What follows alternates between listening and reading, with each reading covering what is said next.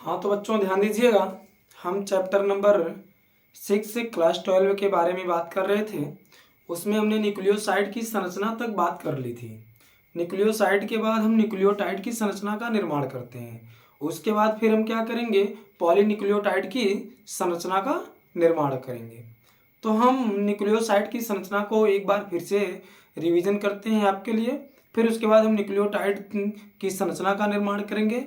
फिर उसके हम पॉलीन्यूक्लियोटाइड की संरचना बनाएंगे। मतलब ये हुआ कि डीएनए का निर्माण हम तब करेंगे। तो ध्यान दीजिएगा, इसके पहले वाला जितना वीडियो था आप लोग उसको देखने के बाद आगे का वीडियो देखिएगा, ताकि आपको बेहतर समझ में आए। हमने एक एक चीज़ों के बारे में बहुत अच्छी तरीके से बातें की हैं।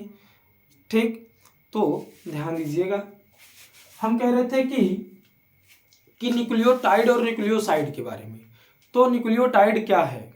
न्यूक्लियोटाइड के बारे में हमने कहा था आप लोगों को कि न्यूक्लियोसाइड और फास्फेट दोनों जब मिलते हैं तो न्यूक्लियोटाइड का निर्माण होता है। लेकिन न्यूक्लियोसाइड का निर्माण किससे होता है? तो न्यूक्लियोसाइड के निर्माण के लिए हम क्या करते हैं, हम शुगर के साथ में कोई एक के, चाहे एडेनिन हो, ग्वानिन हो, साइटोसिन हो, यूरेसिल हो, थायमिन हो, मतलब पांचों में से कोई एक को हम जोड़ते हैं। अब शुगर कौन सा होगा वो डिपेंड करता है, ठीक है ना, इसके ऊपर कि कौन सा एडेनिन जुड़ रहा है। यदि मान लीजिए एडेनिन जुड़ रहा है, ठीक है ना, कौन सा एडेनिन कौन सा नाइट्रोजनस बेस जुड़ रहा है उसके ऊपर डिपेंड करता है। मान लीजिए अगर एडेनिन जुड़ रहा है तो एडेनिन जुड़ेगा तो उसमें आपका चाहे डीऑक्सीराइबोज होगा चाहे राइबोज होगा, दोनों में कोई दिक्कत नहीं, जुड़ जाता है। अगर हम कहते हैं थाइमिन जुड़ रहा है तो वहाँ पे डीऑक्सी का होना अनिवार्य है। क्यों? क्योंकि थाइमिन जो होता है आपका सिर्फ और सिर्फ डीएनए में पाया जाता है और आरएनए में नहीं पाया जाता है। अगर हम यूरेसिल के बारे में बात कर रहे हैं, यदि हम यूरेसिल के बारे में बात कर रहे हैं तो यूरेसिल जो जुड़ेगा वो आपका हमेशा राइबोज से जुड़ेगा, कभी भी डीऑक्सी राइबोज से नहीं जुड़ेगा। राइबोज से जब वो जुड़ता है तो वो इसका मतलब ये हुआ कि वो आरएनए में पाया जाएगा। अगर वो डीऑक्सी से जुड़ता तो फिर किस में पाया जाता? डीएनए में पाया जाता। इतनी चीज़ें हमने बातें कर ली थी, अब जस्ट उसके आगे हम बात करते हैं। ध्यान दीजिएगा, चलिए हम एक बार पुनः रिवीजन करते हैं कि कैसे न्यूक्लियोसाइड का निर्माण हमने किया था। मान लीजिए यदि हम एक शुगर लेते हैं, ये पेंटोज शुगर लेते हैं, संरचना इसकी बनाते हैं पेंटोज शुगर की। यहाँ पे OH हो जाएगा, H OH H H, ठीक है ना, OH, फिर CH2OH और यहाँ पे H हो जाएगा, ठीक है ना। ये किसकी संरचना है? एम पेंटोज शुगर की संरचना है जिसे हम फ्यूरान कहते हैं। ठीक, अब इसे नंबरिंग करेंगे तो नंबरिंग यहां से करते हैं, 1 2 3 4 5, 5 होगा, पेंटोज हो गया। दूसरे वाले कार्बन पे जो OH है ये, ठीक है ना, इस OH में से क्या करते हैं हम, ऑक्सीजन को यदि हटाते हैं तो ये डीऑक्सी हो गया। ये क्या हो गया? डीऑक्सी राइबोज हो गया। अब ये डीऑक्सी राइबोज जो शुगर है, इस डीऑक्सी राइबोज शुगर के साथ में हमको क्या जोड़ना है? यूरेसिल को छोड़ के बाकी चारों में से कोई आके हम यहाँ पे जोड़ सकते हैं। चाहे वो आपका एडेनिन हो, चाहे ग्वानिन हो, चाहे थायमिन हो, चाहे साइटोसिन हो, चारों में से कोई एक हम यहाँ पे आके जोड़ते हैं। तो चलिए मान लीजिए हम यहाँ पे क्या जोड़ रहे हैं, कोई एक संरचना जोड़ रहे हैं। क्या जोड़ते हैं? थायमिन को जोड़ रहे हैं। थायमिन को जोड़ेंगे तो थायमिन की संरचना क्या होती है? सबसे पहले पायरिमिडीन की संरचना बनाएंगे। पायरिमिडीन की संरचना कुछ इस प्रकार से, बिल्कुल आसान है, ठीक है ना। यहाँ पे क्या कर देना है? नाइट्रोजन। यहाँ पे क्या कर देना? नाइट्रोजन। बाकी सभी जगहों पे क्या करना, कि आपको कार्बन लगा देना है। सभी जगहों पे कार्बन को रख देना है। ये सभी जगहों पे कार्बन हो गया। काउंटिंग कर देंगे, 1 2 3 4 5 6। यहाँ पे क्या कर देंगे? कीटोन ग्रुप, यहाँ पे भी कीटोन ग्रुप, यहाँ पे CH3 मेथिल कर देंगे, ठीक है ना। अब इसका देखिए पहला कार्बन है, इसको हम डैश में कर देते हैं। क्यों? क्योंकि आपको पता है जब कभी भी अगर रिंग बनाई जाती है, ये देखिए एक शुगर की रिंग है, ये पायरिमिडीन की रिंग है। इन दोनों रिंगों की अगर हम कार्बन की काउंटिंग करेंगे, दोनों को हम 1 2 3 4 5 कर देंगे, इसमें भी 1 2 3 4 5 कर देंगे, और किसी में डैश नहीं करेंगे तो फिर हमको आगे चल के प्रॉब्लम हो सकती है। इसलिए क्या करना है कि डैश कर देना है। या तो इस पे आप डैश लगा दीजिए या इस पे। इसको अगर डैश लगाएंगे तो 1 dash 2 dash 3 dash 4 dash 5 dash 6 dash हो जाएगा। अगर हम शुगर पे लगाते हैं तो 1 dash 2 dash 3 dash 4 dash 5 dash, ठीक है ना। तो दोनों में से किसी एक पे डैश लगाना। हमने क्या किया, पायरिमिडिन पे डैश नहीं करके बल्कि शुगर पे डैश कर दिया है। बातें समझ में आ रही हैं। अब शुगर पे डैश लगाया तो यहाँ पे क्या होगा, ये जो आपका OH ग्रुप है यहाँ से हटेगा और इसका पहला नाइट्रोजन इस पहले वाले कार्बन से आके जुड़ जाएगा, ठीक है ना। इन दोनों के बीच में बंध बनेगा, जो बंध बनेगा एन ग्लाइकोसिडिक बंध बनेगा, एन ग्लाइकोसिडिक बॉन्ड बनेगा।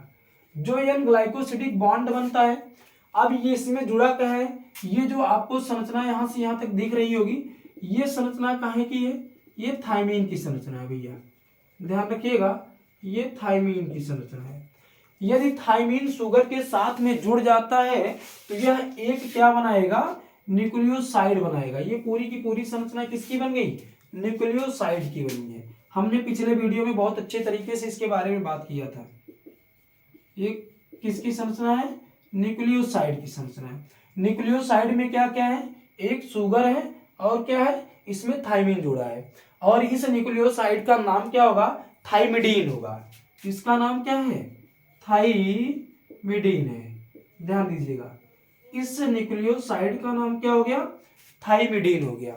अब इस थाइमिडीन में हमको क्या जोड़ना है, इस थाइमिडीन में PO4 जोड़ देना है, फास्फेट जोड़ देना है।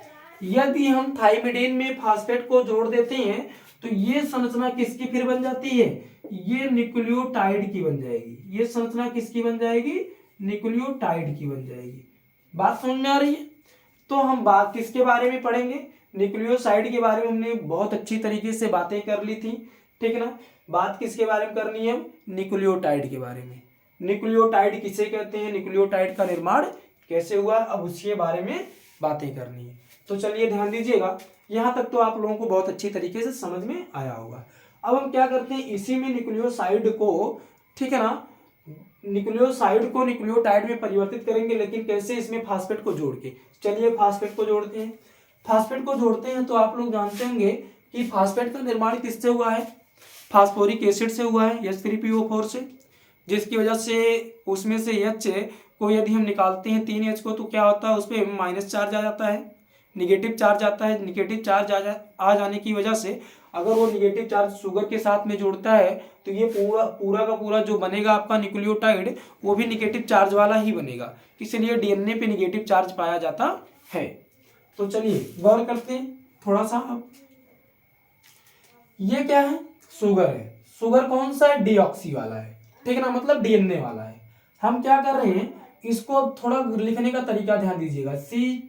CH2OH को किस प्रकार से लिख रहे हैं हम, यहाँ पे लिख रहे हैं CH2OH, ठीक है ना। यहाँ पे हम क्या लिख रहे हैं, OH लिख रहे हैं। इस प्रकार से हम लिख रहे हैं, ठीक है ना। लिखने का तरीका यहाँ पे थोड़ा सा चेंज हुआ।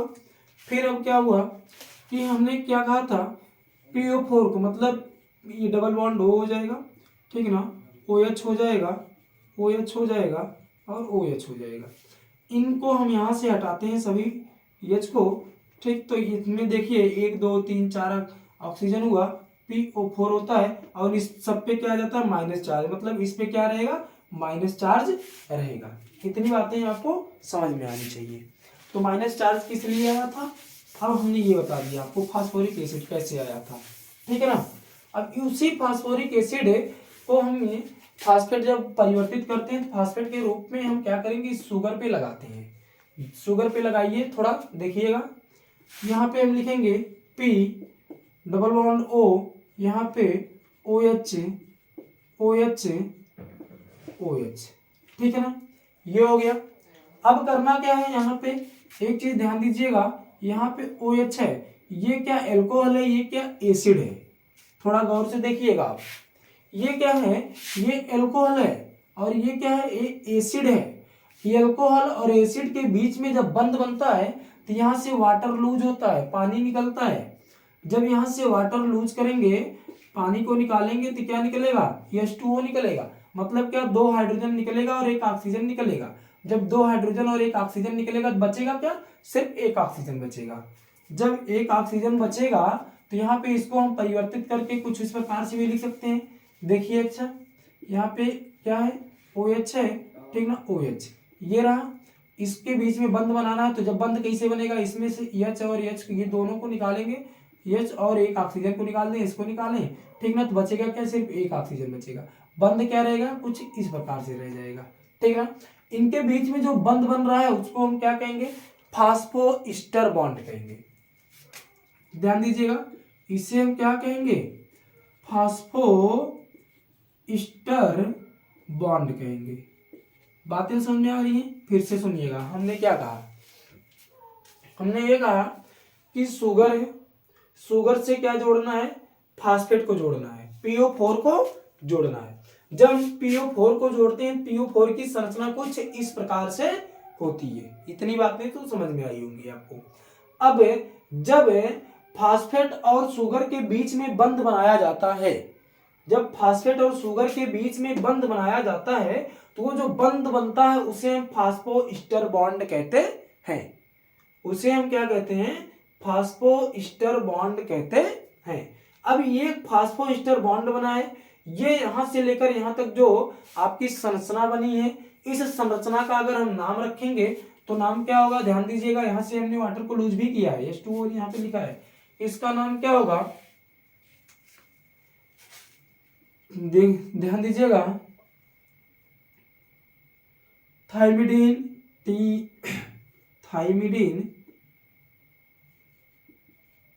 थाइमिडीन मोनोफास्फेट, थाइमिडीन मोनोफास्फेट, क्या नाम है इसका, थाइमिडीन मोनोफास्फेट। मतलब क्या कि थाइमिडीन किसकी कहां से कहां तक संरचना है, थाइमिडीन आपकी जो है, ठीक ना, यहां से ध्यान दीजिएगा, थाइमिडीन जो आपकी संरचना यहां से लेकर यहां तक की है, ठीक। और इसमें जोड़ा क्या हमने, देखिए मोनो का मतलब क्या, सिंगल, यहां से यहां तक एक सिंगल फास्फेट है, ये फास्फेट जुड़ा हुआ है, इसलिए इसका पूरा नाम क्या होगा, इसका पूरा नाम थाइमिडीन मोनोफास्फेट, मतलब एक फास्फेट है और थाइमिडीन में जुड़ा हुआ है। एक फास्फेट सिंगल फास्फेट है, मोनो का मतलब सिंगल होता है, एक फास्फेट थाइमिडीन में जुड़ा हुआ है, इसलिए इसका नाम क्या हो गया, थाइमिडीन मोनोफास्फेट हो गया। इसको हम और नाम से लिख सकते हैं, जैसे यहाँ पे हमने थाइमिडीन को जोड़ा है, ठीक है ना, थाइमिडीन के बजाय यहीं पे हम थोड़ा सा परिवर्तन कर दे रहे हैं। परिवर्तन क्या कर रहे हैं, ध्यान दीजिएगा, अभी यहाँ पे आपको, यहाँ पे N आ जाएगा, यहाँ पे C आ गया, फिर यहाँ पे N आ जाएगा, और ये इस प्रकार से हो गया। यहाँ पे जोड़ना क्या है, NH2 जोड़ना है, एक एमिनो को जोड़ देना है, एक एमीन ग्रुप। और ये जो बंध बन रहा है, ये बंध अब इससे ना बन के ये 9वें कार्बन पे, ध्यान दीजिएगा, इसकी काउंटिंग अब कहाँ से करेंगे हम, इस प्रकार से काउंटिंग कहाँ से होगी, इसकी यहाँ से होगी। अब 1 2 3 4 5 6 7 8 9 हुआ। ये कहाँ से जुड़ेगा, ये इससे जुड़ेगा, 9वें कार्बन से जुड़ेगा शुगर। ये काहे की संरचना है, ये प्यूरिन की संरचना है। प्यूरिन में अगर प्यूरिन की संरचना श्रृंखला है तो प्यूरिन की श्रृंखला से और शुगर के प्यूरिन की श्रृंखला, ठीक है ना, N9 और शुगर का पहला कार्बन, इन दोनों के बीच में बंध बनता है, इसका नाम भी N ग्लाइकोसिडिक बॉन्ड ही होगा। बस अंतर इतना हो जाएगा कि इसे हम क्या कह सकते हैं, 1 शुगर, ठीक ना, 1 शुगर कार्बन, ध्यान दीजिएगा, 1 शुगर कार्बन, और बंध किसके बीच में बन रहा है, N9 प्यूरिन के बीच में, N9 प्यूरिन के बीच में बंध बन रहा है। कौन सा बंध बन रहा है, ये भैया बंध जो बन रहा है N ग्लाइकोसिडिक बॉन्ड बन रहा है। बात समझ में आई, तो उसी के बारे में हम बात कर रहे थे। अब ये यहां से लेकर यहां तक की जो संरचना है, इसे हम क्या कहते हैं, एडेनिन कहते हैं। ध्यान दीजिएगा, इसे हम क्या कहते हैं, एडेनिन कहते हैं। एडेनिन जो होती है, यदि शुगर से जुड़ गया, जब शुगर से जुड़ा हुआ तो किससे जुड़ा है, डीऑक्सी से जुड़ा है, तो डीऑक्सी एडिनोसिन कहेंगे इसे हम, क्या कहेंगे, डीऑक्सी एडिनोसिन अब कहेंगे। बात समझ में आई इतनी आपको? अभी हम कुछ बता रहे हैं आपको, ध्यान दीजिएगा इसको। ये अब क्या था, ये थायमिडीन हट गया भैया, यहाँ से हमने हटाया है। ये न्यूक्लियोसाइड भी हट गया, यहाँ से हमने हटा दिया। ये डीऑक्सीराइबोज शुगर है, हाँ ये तो है ही, ठीक। ये पहले कार्बन शुगर का और नौवां का जो N9 है वो प्यूरिन का है, उनके बीच में जुड़ा हुआ है।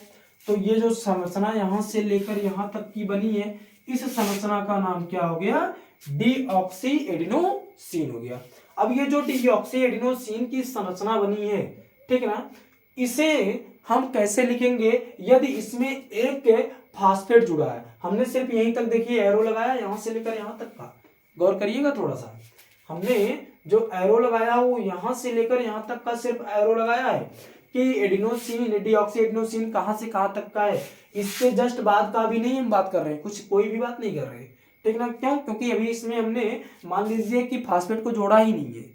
अब अगर फास्फेट को जब जोड़ देंगे तो इसका पूरा नाम क्या हो जाएगा, अब उसके बारे में देखिए। फास्फेट जुड़ा हुआ है, मान लीजिए फास्फेट जुड़ गया, हमने जोड़ दिया, तो अब इसका पूरा नाम क्या हो जाएगा, एक फास्फेट है, ठीक ना, एडिनोसिन है, तो हम क्या लिखेंगे, एडिनोसिन, ठीक ना, एक फास्फेट है तो मोनो, ठीक ना, फास्फेट, मोनो फास्फेट। अब इसको हम कुछ इस प्रकार से भी लिख सकते हैं, AMP, AMP लिख सकते हैं कि नहीं लिख सकते हैं शार्ट में। तो इसे हम क्या लिखेंगे, AMP, एडिनोसिन मोनोफास्फेट, ठीक ना। अगर ये डीऑक्सी वाला है तो यहाँ पे क्या लिख देंगे हम, DMP, ठीक ना, ठीक, डीऑक्सी एडिनोसिन मोनोफास्फेट, ठीक ना। इससे ये हमको पता चलेगा कि ये शुगर जो है डीऑक्सीराइबोज वाला है, मतलब DNA वाला है। अगर हम डी नहीं लगाएंगे तो फिर ये कंफर्म नहीं हो पाएगा कि शुगर कौन सा आपका राइबोज का है कि डीऑक्सीराइबोज का है। बात समझ में आई? तो यहाँ पे DAMP हो जाएगा। DAMP का मतलब क्या, डीऑक्सी एडिनोसिन मोनोफास्फेट। बातें कंफर्म हुई? चलिए और थोड़ा सा अगर हम बात कर लें, थोड़ा सा और बात कर लें इसी में। इसमें क्या करना है, अब हम एक और फास्फेट को जोड़ दे रहे हैं। यदि एक और फास्फेट को जोड़ते हैं तो कुछ इस प्रकार से होगा, ठीक ना, OH OH। अब एक चीज ध्यान दीजिएगा, यहाँ पे जो इनके बीच में बंध ये हमने बनाया था, इस बंध के बारे में हम बात कर रहे हैं। इसमें क्या बना था, फास्फोइस्टर बॉन्ड बना था, ठीक है। लेकिन जब हम फास्फेट और फास्फेट के बीच में बंध बनाते हैं तो फास्फेट और फास्फेट के बीच में बंध जो बनेगा वो फास्फोइस्टर बॉन्ड नहीं बनेगा, वो फास्फोइस्टर बॉन्ड नहीं बनेगा, वो हाइड्राइड बॉन्ड बनता है। ध्यान दीजिएगा। अब यहाँ पे भी क्या होगा, वाटर को लूज करना है और क्या बचेगा, एक ऑक्सीजन बच जाएगा यहाँ पे। तो ये हम इसको इस प्रकार से लिख दे रहे हैं और ऐसे ये बंध बन गया। और इनके बीच में जो बंध बना है वो कौन सा बंध बना है, एसिड एसिड के बीच में जो बंध बनता है उसे हम हाइड्राइड बॉन्ड कहते हैं। तो यहाँ पे भी बॉन्ड कौन सा बना है, हाइड्राइड वाला बॉन्ड बना है। फिर थोड़ा सा और आगे अगर बात करें, यहाँ पे एक फास्फेट और जोड़ेंगे, ठीक है ना।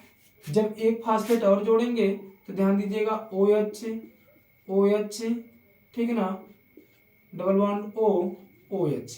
और इन दोनों एसिड के बीच में जो बंध बनेगा, ठीक ना, यहाँ से भी क्या निकलेगा, ये जल निकल रहा है और जब जल निकल जा रहा है तो यहाँ पे ऑक्सीजन बचेगा और कुछ इस प्रकार से बंध बन जाएगा। जो इस प्रकार से बंध बना है, इस बंध को भी हम क्या कहते हैं, इस बंध को भी हम हाइड्राइड बॉन्ड कहते हैं। मतलब ये हुआ यहाँ पे सीधा सीधा कि शुगर और प्यूरिन के बीच में जो बंध बनेगा, N ग्लाइकोसिडिक बंध बनेगा, जो शुगर और फास्फेट के बीच में बंध बनेगा, ठीक ना, वो फास्फोइस्टर बॉन्ड बनेगा। और फास्फेट के बीच में जो बंध बनेगा वो हाइड्राइड बॉन्ड बनेगा। ये चीजें आपको याद रखना है, ये सारे के सारे इंपॉर्टेंट, इसमें से आपको कुछ भी छोड़ना नहीं है, सारी चीजें आपको कंठस्थ करनी है। अब उसके आगे अगर हम बात करें, इसका थोड़ा सा नामकरण करें। नामकरण क्या करना है, गौर से देखिएगा। हमने कहा यदि एक के फास्फेट होगा, शुगर के साथ में जुड़ रहा है, जिसके साथ में, ठीक ना, एडेनिन जुड़ा हुआ है, तो क्या कहेंगे उसे हम, उसका नाम हमने रखा था एडिनोसिन मोनोफास्फेट। यदि 2 शुगर है, ठीक है ना, तो एडिनोसिन डाई मोनोफास्फेट। यदि 3 शुगर है तो एडिनोसिन ट्राई मोनोफास्फेट, ठीक है ना। इसका मतलब क्या हुआ, जिसे आप लोग लिखते हैं एटीपी, एडिनोसिन ट्राई फास्फेट। बात समझ में आई? फिर से सुनिएगा जरा सा, मुझे लग रहा कहीं पे मिस्टेक है, आप देखिए फिर से एक बार, ताकि आपको कोई भी कंफ्यूजन ना हो। फिर से सुनिएगा, हमने क्या कहा, यदि एक न्यूक्लियोसाइड है, एक न्यूक्लियोसाइड के साथ में फास्फेट सिंगल जुड़ता है, जब सिंगल फास्फेट जुड़ेगा तो शुगर और फास्फेट के बीच में जो बंध बनता है उसको हम फास्फोइस्टर बॉन्ड कहते हैं। अब जो फास्फोइस्टर बॉन्ड बना है, ठीक ना, यदि एक शुगर जुड़ा है तो इसे हम क्या कहते हैं, इसे हम एडिनोसिन है ये, तो एडिनोसिन एक फास्फेट है तो मोनो, ठीक है ना, फास्फेट है तो फास्फेट कहवे करेंगे, तो ये एडिनोसिन मोनो फास्फेट हो गया। 2 फास्फेट जुड़ गया, एक और हमने जोड़ दिया तो एडिनोसिन, ठीक है ना, डाई फास्फेट हो गया। यदि 3 फास्फेट जुड़ गया तो एडिनोसिन ट्राई फास्फेट हो गया। बातें समझ में आई? मतलब क्या, 1 2 3 मोनो डाई ट्राई।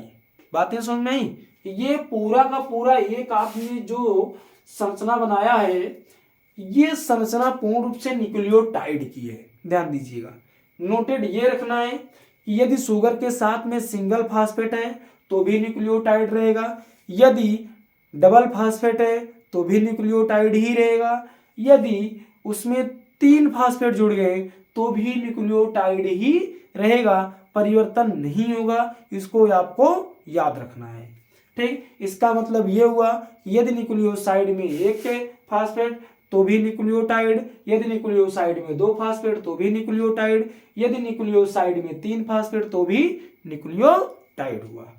अब हम क्या करते हैं, इस न्यूक्लियोटाइड की जो संरचना बनी है, इस न्यूक्लियोटाइड की संरचना को हम, ठीक है ना, श्रृंखलाबद्ध करते हैं। श्रृंखलाबद्ध करने का मतलब, अब इसकी हम चेन बनाते हैं, डीएनए का निर्माण करते हैं और पॉलीन्यूक्लियोटाइड डीएनए का निर्माण करेंगे। बातें समझ में आ रही हैं? तो चलिए ध्यान दीजिएगा, आप लोग इसको जल्दी से एक बार बना लीजिए, नामकरण कर लीजिए, फिर हम तुरंत आगे चल रहे हैं।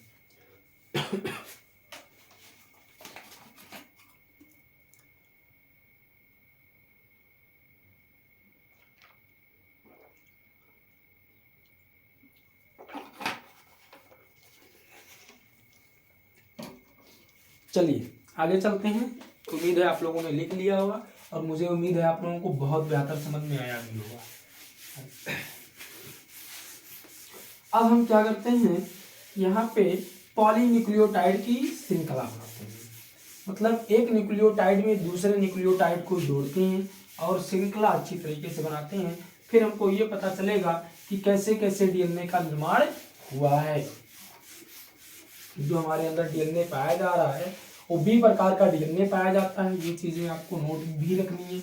डीएनए टोटल कितने प्रकार का होता है? 5 प्रकार का होता है। सबसे ज्यादा अगर डीएनए कोई पाया जाता है तो जंतुओं में 20 प्रकार का डीएनए पाया जाता है। ये चीज आपको नोट रखना एक्स्ट्रा में, ठीक है ना। बाकी इससे ज्यादा कुछ क्वेश्चन बहुत ज्यादा आते नहीं है, इसको नोट रखना है, ठीक है। आपको स्ट्रक्चर आना अनिवार्य है सभी का, सभी न्यूक्लियोसाइड का, पांचों न्यूक्लियोसाइड आपको स्ट्रक्चर आना अनिवार्य है। 5 न्यूक्लियोसाइड क्यों कह रहे हैं हम? क्योंकि हम 3 को तो कॉमन मान लेते हैं ना, वो आपका एडेनिन, ग्वानिन, साइटोसिन, ये 3 तो कॉमन हो गए। 2 अलग हो जाते हैं जो आपका आरएनए और डीएनए में आपको अंतर लिखने के लिए कभी कभी काम दे देते हैं बेचारे, तो उनकी हम ऐड कर दे रहे हैं इसलिए। और ये हमने डीएनए आरएनए का निर्माण यहाँ पे नाम तो लिया ही नहीं, इसलिए हम कभी कभी ये भी कह देते हैं कि जो डीएनए का निर्माण या आरएनए का निर्माण हुआ वो 5 प्रकार के नाइट्रोजनस बेस से हुआ है। डीएनए आरएनए का निर्माण कितने प्रकार के नाइट्रोजनस बेस से? 5 प्रकार के। कौन कौन से? Adenine, thymine, cytosine, guanine, uracil. फटाफट याद कर लेते हैं। चलिए ध्यान दीजिएगा। अब हमको निर्माण क्या करना है, हमको एक श्रृंखला बनानी है। किसकी श्रृंखला बनानी है?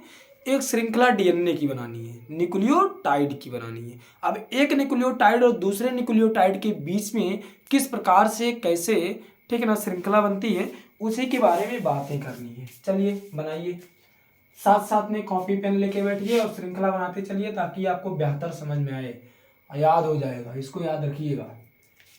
यहाँ पे हम क्या करते हैं, एक शुगर बनाते हैं। शुगर कौन सा होगा भैया, वही पुराना वाला पेंटोज शुगर होगा, फ्यूरान वाली संरचना रहेगी, कुछ नया नहीं लेके आना है।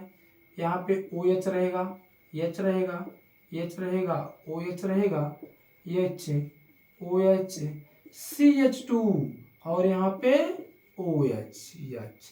इस प्रकार से लिख रहे हैं क्योंकि आगे हमको फास्फेट जोड़ना ना, तो लिखेंगे। चलिए ये डीऑक्सी वाला हम मान लेते हैं, डीऑक्सी वाला, तो यहाँ से एक ऑक्सीजन हटा दे रहे हैं, ठीक है ना। अब यहाँ पे हमेशा हमें एडेनिन प्यूरिन की संरचना नहीं बनाएंगे, रिंग नहीं बनाएंगे। उसका एक तरीका ध्यान दीजिएगा। अगर हम डबल रिंग ऐसे बना रहे हैं, ठीक है ना, एक छोटी रिंग बना रहे हैं, एक बड़ी रिंग बना रहे हैं, क्यों, क्योंकि अभी जस्ट आप लोगों ने देखा ना कि हम अगर संरचना जब बनाते हैं प्यूरिन और पायरिमिडीन की तो ऐसे बनाएंगे, तो इस पे एक छोटी सी रिंग अलग से जुड़ जाती है, ऐसे जुड़ जाती है। तो ये छोटी रिंग का ये 9वां जो आपका N9 वाला होता है वो आके इससे जुड़ता है। तो N9 को हम ऐसे पलट दे रहे हैं, इधर कर दे रहे हैं, इसको हम इधर जोड़ देंगे, बड़ी वाली ये जो रिंग है इसको हम पीछे कर दे रहे हैं। बात समझ में आ रही है। तो ये प्यूरिन की संरचना हो जाएगी। ये किसकी हो जाएगी, प्यूरिन की। प्यूरिन में कौन सा, Ag हो जाएगा। Ag में से दोनों में से कोई एक हो जाएगा। अगर हमने यहाँ पे ऐसे सिर्फ एक संरचना बना दी तो ये पायरिमिडीन हो जाएगी। काहे की हो जाएगी ये भैया, पायरिमिडीन हो जाएगी, पायरिमिडीन संरचना हो जाएगी। अब ये जो पायरिमिडीन संरचना होगी, पायरिमिडीन में क्या क्या आएगा आपका, एक साइटोसिन आ सकता है, दूसरा थायमीन आ सकता है, तीसरा यूरेसिल आ सकता है। तो यहाँ पे डीऑक्सी वाला है, चलिए यूरेसिल को हटा दीजिए, बाकी दो बच रहे हैं, दो आएंगे बेचारे, ठीक है। तो इसमें हम मान लीजिए यहाँ OH को हटाया यहाँ पे, और हमने ऐसे एक रिंग छोटी बनाई, एक रिंग थोड़ी सी बड़ी बना दी। तो इसका मतलब ये हुआ कि प्यूरिन है। प्यूरिन में से कौन सा है, चलिए ए हम लिख दिए, ए लिख दिए, मतलब एडेनिन वाली संरचना है। समझ में आई बात, तो ये आपको याद रखना। उसके बाद क्या करना है, यहाँ पे हम फास्फेट को जोड़ रहे हैं, फास्फेट को जोड़ रहे हैं तो डायरेक्ट हम बंद बनाते चल रहे हैं। गौर करिएगा आप लोग, ये बंद बन गया, फास्फोइस्टर बॉन्ड बन गया, यहाँ पे OH हो जाएगा, ठीक है ना। यहाँ पे भी OH रहेगा, यहाँ पे डबल बॉन्ड O हो जाएगा। फिर यहाँ पे भी हम इसको हटा दे रहे हैं H को, फिर यहाँ पे P कर दे रहे हैं, डबल बॉन्ड O कर दे रहे हैं, फिर यहाँ पे OH कर दे रहे हैं, यहाँ पे भी O कर दे रहे हैं, यहाँ P डबल बॉन्ड O हो जाएगा, ठीक है ना। फिर यहाँ पे OH हो जाएगा, OH हो जाएगा, ठीक है। सॉरी, ये चीजें बन गई होंगी, आसान है बिल्कुल। आज लेक्चर नंबर 4 है, आप लोगों ने 3 लेक्चर से यही चीजें पढ़ते आ रहे हैं, कंठस्थ हो गया होगा, मुझे पूर्ण रूप से विश्वास है। फिर अब क्या करना है, इसमें हम एक चीज ध्यान दीजिएगा आप लोग। हम क्या कह रहे हैं, हम कह रहे हैं जब इसमें एक के एसिड और दूसरे एसिड के बीच में जो बॉन्ड बना था, हाइड्राइड बॉन्ड, वहां से वाटर लूज हुआ था, ठीक है ना। जब वाटर लूज हुआ था, यदि इस बंध को तोड़ना है तो फिर से इस पे वाटर हम डालते हैं, ध्यान रखिएगा। तो इस पे जब वाटर डालेंगे तो ये फास्फेट यहाँ से टूट के अलग हो जाएगा, इसमें ध्यान रखिएगा। आप लोग यहाँ पे ए लिखे हैं ना, मतलब क्या हो जाएगा, एडेनोसिन ट्राइफॉस्फेट हुआ, ATP जिसे लिखते हैं। ATP के रूप में ऊर्जा संचित रहती है। तो ऊर्जा कहाँ से आती है, ये जब बंध दोनों टूटते हैं हमारे कोशिकाओं के अंदर, ठीक है ना, तो क्या होता है, वहां पे एनर्जी बहुत अधिक मात्रा में रिलीज होती है। तो इन्हीं दोनों बंधों की वजह से, किनके, ये एक फास्फेट दूसरा फास्फेट, इस फास्फेट और इस फास्फेट के बीच में। बातें कंफर्म हुई। चलिए दूसरा वाला फिर बनाते हैं हम यहीं पे, ताकि आपको बेहतर समझ में आए। एक शुगर और बनाइए, एक शुगर और बनाएंगे। दिख रहा कि नहीं आप लोग, फिगर ज्यादा छोटा तो नहीं हो रहा है,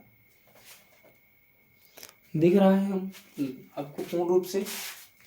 चलिए फिर यहाँ पे एक बंद और ऐसे, यहाँ पे OH H H H हो जाएगा, OH हो जाएगा H, और यहाँ पे CH2OH हो जाएगा। इतनी बात समझ में आई। यहाँ पे भी H, इस पे क्या करना है, यहाँ पे भी हम यहाँ से O को हटाते हैं, H को हटाते हैं, O रह गया, P है, डबल बॉन्ड O हो जाएगा, OH हो जाएगा, और यहाँ पे O हो जाएगा, फिर P हो जाएगा, डबल बॉन्ड O हो जाएगा, OH हो जाएगा, फिर यहाँ पे O हो जाएगा, फिर इसमें क्या हो जाएगा, P हो जाएगा, डबल बॉन्ड O हो जाएगा, OH हो जाएगा और यहाँ पे OH हो जाएगा। देखिए कितने फास्फेट, 1 2 3 फास्फेट है, ठीक है ना। इनके बीच में क्या है, इनके बीच में यहाँ पे जो बना है, ठीक है, इसे हम क्या कहते हैं, गौर से देखिएगा, इसे हम फास्फो ईस्टर बॉन्ड कहते हैं। क्या कहते हैं, फास्फो ईस्टर बॉन्ड कहते हैं। इस पे यहाँ जो बना है इसे हम क्या कहते हैं, फास्फो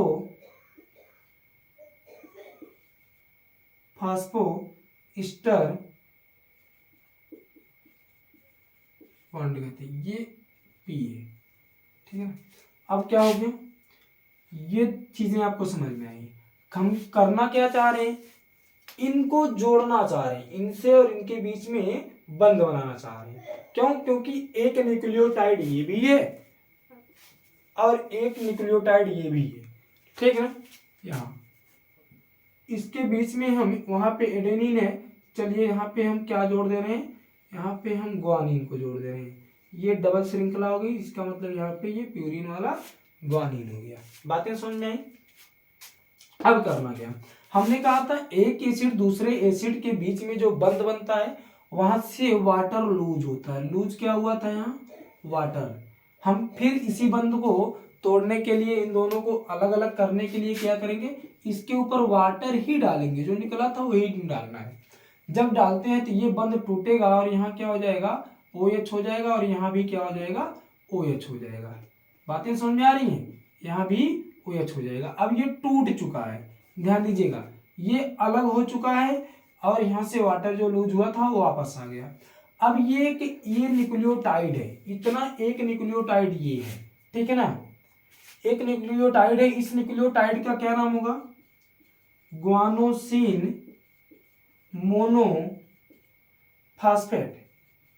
क्या होगा, ग्वानोसिन मोनोफास्फेट होगा, ठीक है ना, इसका नाम होगा ग्वानोसिन मोनोफास्फेट। इसको अगर हम थोड़ा संक्षेप में लिखना चाहें क्या होगा, GMP, ठीक है ना, ग्वानोसिन मोनोफास्फेट हो गया इसका, अगर हम संक्षेप में लिखना चाहते हैं।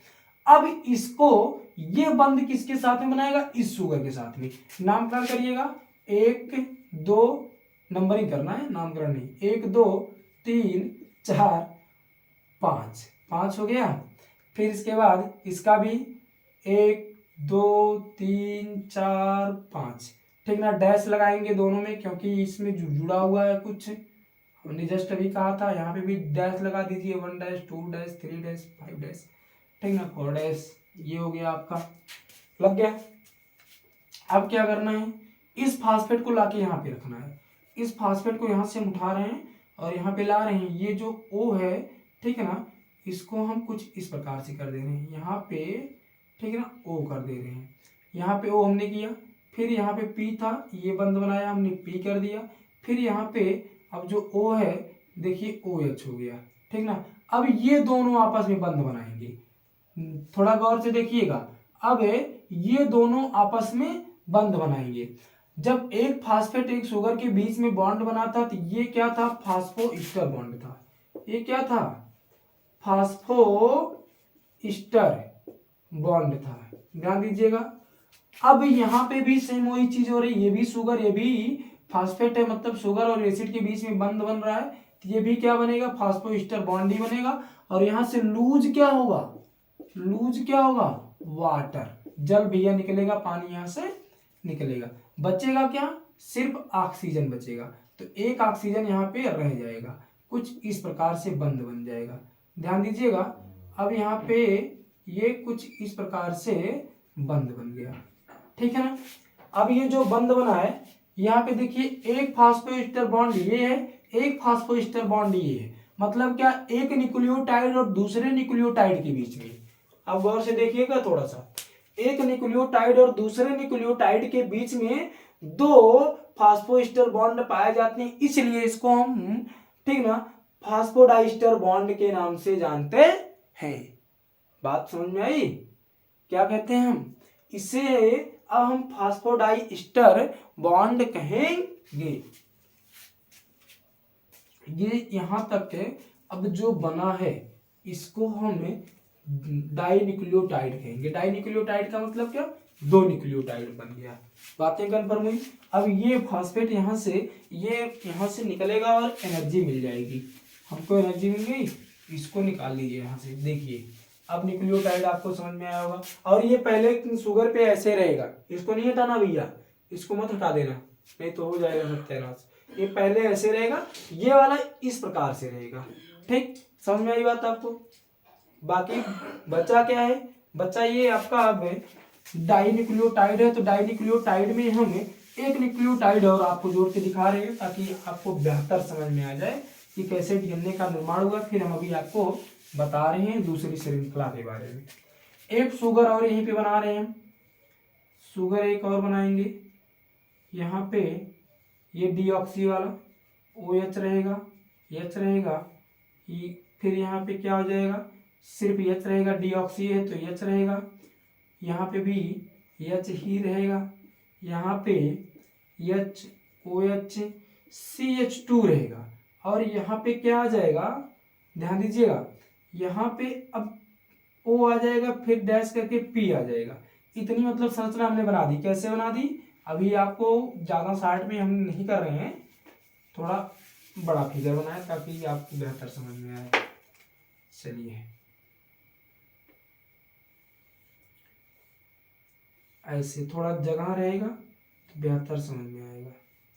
यहाँ पे जोड़ना क्या है, एडेनिन जोड़ा, ग्वानिन जोड़ा था, अब हम साइटोसिन को जोड़ रहे हैं, मतलब सिंगल रिंग बना रहे हैं। तो यहाँ पे C लिख दे रहे हैं, साइटोसिन हो गया। यहाँ पे क्या हो जाएगा, H हो जाएगा, H रहेगा, यहाँ पे भी H रहेगा, यहाँ पे OH रहेगा और यहाँ H रहेगा, यहाँ पे CH2 रहेगा, फिर O रहेगा, फिर फास्फेट रहेगा और यहाँ पे H रहेगा। इतनी बातें समझ में आई। अब यहाँ पे जो फास्फेट ये जो होता है, इस फास्फेट का जो आपका एक O रहेगा, मतलब इसके बीच में फास्फेट और इसके बीच में जो बंध बनेगा, ठीक है, इसके बीच में जो बंध बनेगा, इनके बीच में जब बंध बनेगा तो कुछ इस प्रकार से बंध बन जाएगा। ध्यान दीजिएगा, कुछ इस प्रकार से बंध बनेगा। जो अब ये बंध बना है, एक ये देखिए फास्फेट है, इस फास्फेट इस शुगर के बीच में यहाँ पे जो बंध बना, इसको हम फास्फोइस्टर बॉन्ड कहेंगे। क्या कहेंगे, फास्फोइस्टर बॉन्ड कहेंगे। ये फास्फेट है, ये शुगर है, इस शुगर इस फास्फेट के बीच में एक बंध बना है, इसे भी हम क्या कहेंगे, फास्फोइस्टर बॉन्ड कहेंगे। फास्फोइस्टर बॉन्ड कहेंगे। दोनों को मिला के हम क्या कहेंगे, फास्फोडाइस्टर बॉन्ड। दोनों को मिला के हम क्या कहेंगे, फास्फोडाइस्टर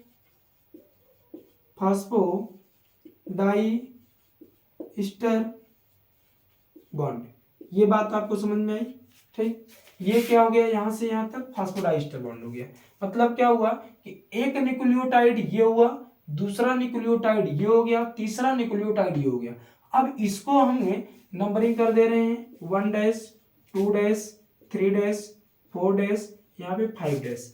जब आप लोग किसी डीएनए के बारे में पढ़ते हैं तो ऐसे लिखते हैं ना कि ये मान लीजिए कोई श्रृंखला हो गई, दूसरी श्रृंखला कोई ये हो गई, यहाँ पे हम 5 डैश लिखते हैं, यहाँ पे 3 डैश, यहाँ पे हम क्या 5 डैश लिखते हैं, यहाँ पे 3 डैश लिखते हैं, ऐसे लिखते हैं ना।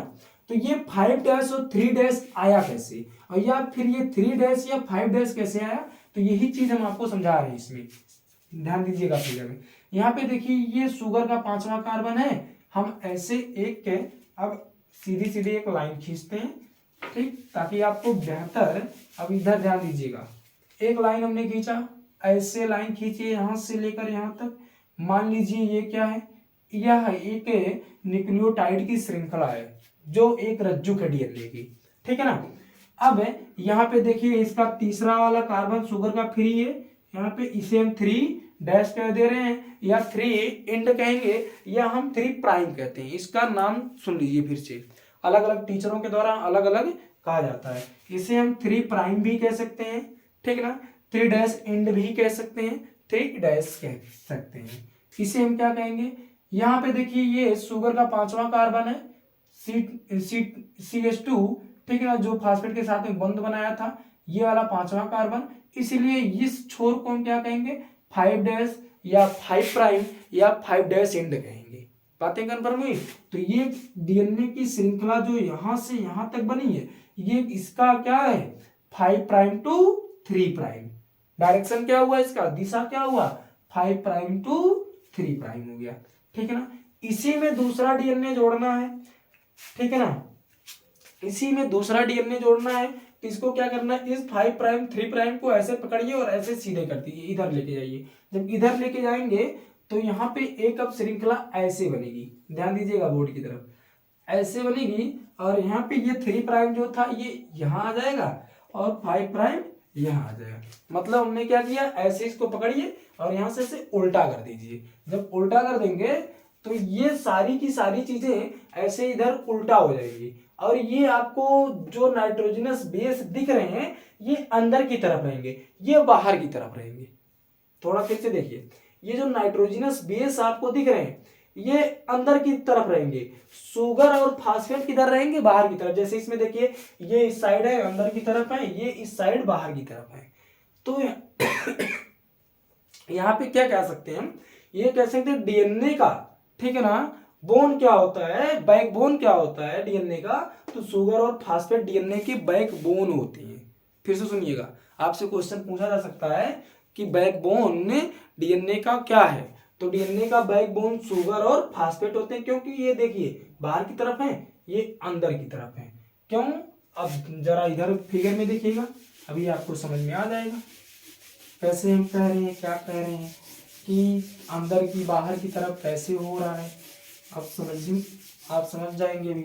मान लीजिए दो श्रृंखला हमने ऐसे खींच दी, ऐसे, ये न्यूक्लियोटाइड की श्रृंखला हो गई, ठीक है ना, ये दोनों न्यूक्लियोटाइड की श्रृंखला हो गई।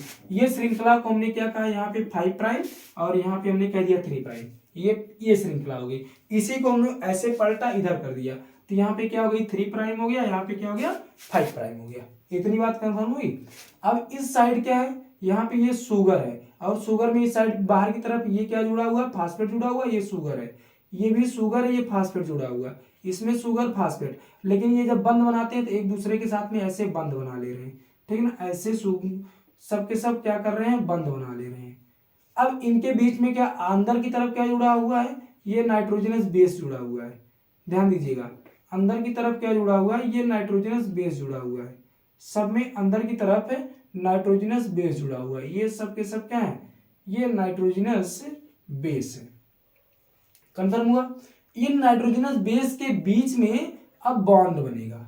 बॉन्ड जो बनेगा वो कौन सा बॉन्ड होगा, अभी जस्ट हम आगे पढ़ते हैं, ठीक ना। एक आपके चारगाफ है नामक साइंटिस्ट थे, उनके द्वारा जो नियम दिया गया है उसी में भी पढ़ते हैं तो पता चल जाएगा हमको।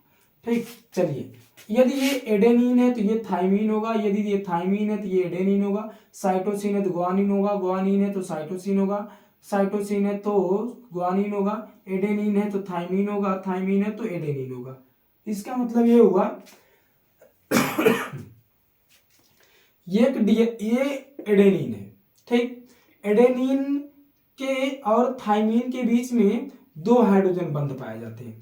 एडेनिन थाइमीन के बीच में 2 हाइड्रोजन बंध पाए जाएंगे। साइटोसिन और ग्वानिन के बीच में 3 हाइड्रोजन बंध पाए जाएंगे। कितने, 3 हाइड्रोजन बंध पाए जाएंगे। ये चीज आपको याद रखनी है। इतनी बात सुन में आई।